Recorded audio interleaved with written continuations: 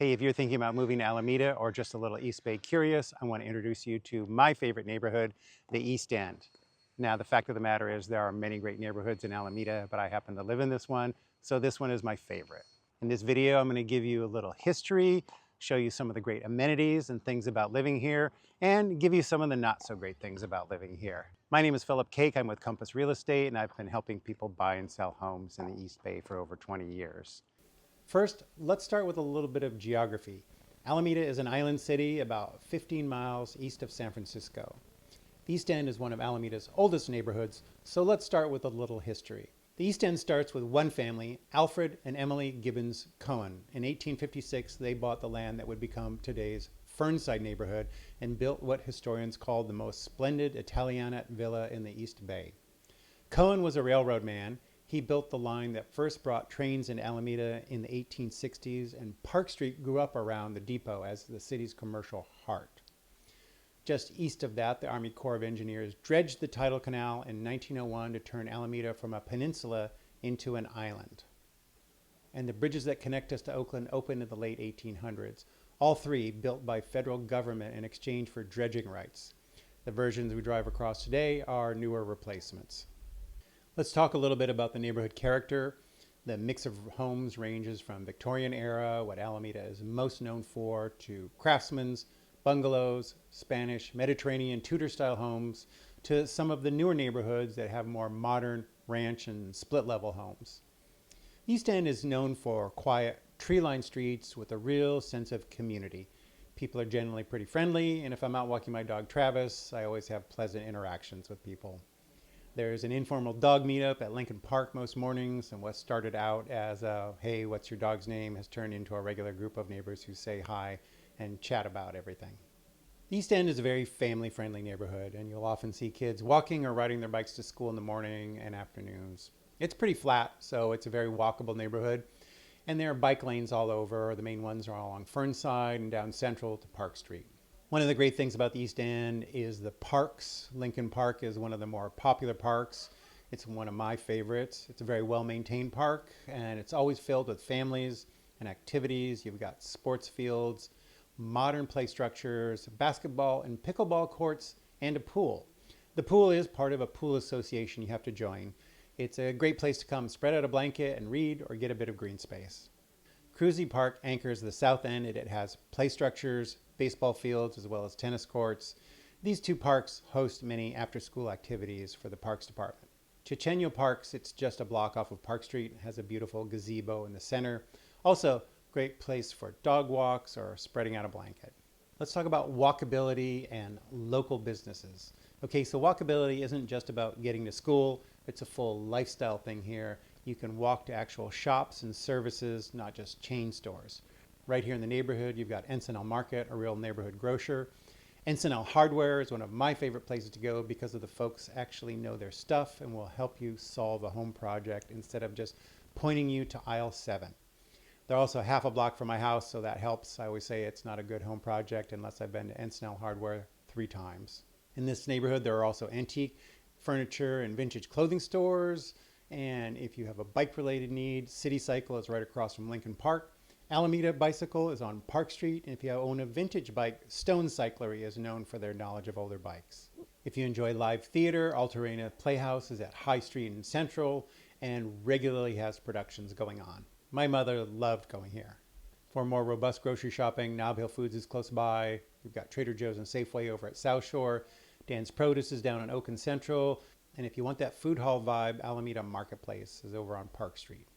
And speaking of Park Street, right on the western edge of the neighborhood, you've got the Park Street Dining and Shopping District, Alameda's original downtown, and probably the best walkable restaurant and shopping district on the island. Most of the East End is an easy 10 to 15 minute walk where there are brew pubs, restaurants, boutique shops, and many of the restaurants have little parklets and they're very dog friendly, including Alameda Island Brewing Company and my new favorite, Park Station, which has a large outdoor patio. Then there's the historic Alameda Theater, a beautifully restored Art Deco movie theater built in 1922 and designed by Timothy Pfluger. It's one of those beautiful historic movie houses that's still a community gathering spot. And our Compass office is here in the East End on Park Avenue, just a block off of Park Street. And if you haven't been, go get a cone or a shake at Tucker's Ice Cream, a beloved Alameda institution. Once a year, there's also the Park Street Art and Wine Festival, and recently we had a Unity Fest at Chichenio Park. So there's always something going on in Alameda culturally. One of my favorite places to support is Rhythmic's Cultural Center on Blanding, which hosts many art and music festivals throughout the city and at their beautiful facility. Of course, we couldn't talk about the East End without talking about Christmas Tree Lane. During the holidays, Thompson Avenue becomes a winter wonderland where most everyone on the block decorates their home. Santa shows up, dancing Christmas trees. It's a very popular destination from people all over. Parking gets pretty tight, so I would say get there early and be patient. But otherwise, it's a great place to stroll during the holidays. And on Independence Day, we have the 4th of July parade that comes down Park Street. It is very well attended. Many people come out. It gets pretty busy. It is the longest parade in the nation. Let's talk a little bit about schools. For families with kids, this is huge. You've got Edison Elementary and Otis Elementary, both excellent public schools right in the neighborhood, plus Lincoln Middle School on Fernside Boulevard, which is one of the most respected middle schools in Alameda Unified. My mother actually taught there. From there, kids feed into Alameda High or Encinal High School. If private school is on your list, St. Philip Neri has a strong reputation and sits right at the edge of the neighborhood. The thing that really sets the East End apart for school families is the walkability. A lot of them walk or bike to drop off. You're not necessarily carpooling across the island. Your kid can actually ride their bike to school. And now let's talk a little bit about spirituality and community. The East End has St. Philip Neri. Right on Encinal Avenue, you've got Alameda Christian Reformed, and there are smaller churches scattered throughout the East End. And if meditation is more your thing, the Guanyin Meditation Center, also on Encinal, has Buddhist meditation classes in English, open to anyone regardless of your background. Right next to the meditation center is the Italian American League Hall. The Italian American League Hall is a members-only social club. Now let's talk a little bit about connectivity and commuting. The East End is also one of the most connected neighborhoods on the island. You've got direct bridge access to High Street, Park Street, and Fruitvale Bridge. And that puts you minutes from Oakland, the freeway system, and Fruitvale BART.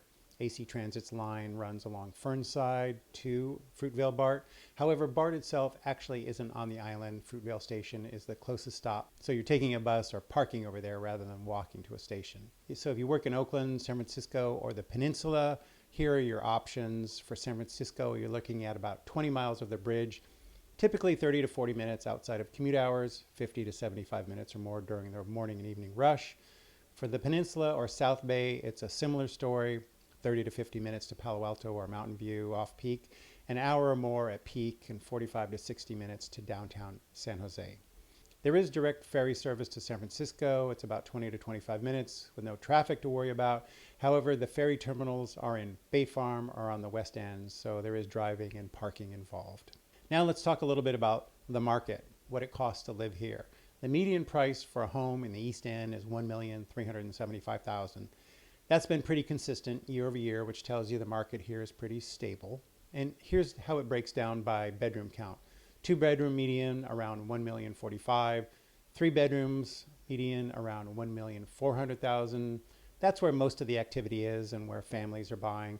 4-bedroom median around $1,600,000 and 5 bedrooms around $1,800,000. It's also a very competitive market and inventory is tight. Days on market run around 12 to 13 days. If you're thinking about moving here and you're not ready to buy, here are some typical rental ranges. These can obviously vary quite a bit, but for a typical 2-bedroom apartment, it can run $2,200 to $3,800. And for a 3-bedroom home, it could go up as high as $5,500 or more. I'll leave a graphic here so you can see the rental price ranges. Here's a few honest trade-off or the cons to living here in the East End and Alameda in general. Commute-wise, you do have to leave the island to reach the freeways, so construction projects or bridge openings can add to your travel time. Bay Area traffic in general isn't getting any lighter. I-80 is one of the most heavily trafficked corridors in the country, and there's no easy public transit option down to Silicon Valley other than driving.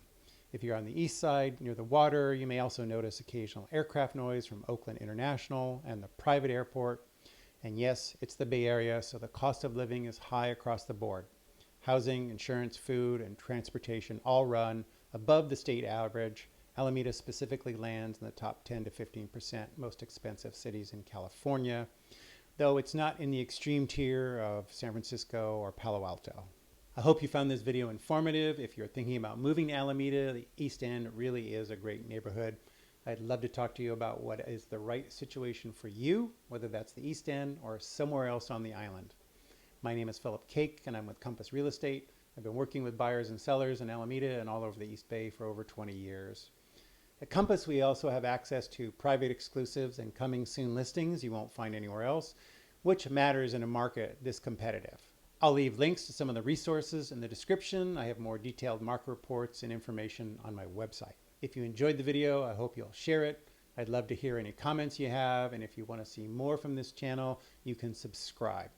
Thanks for watching, and I'll see you on the next one.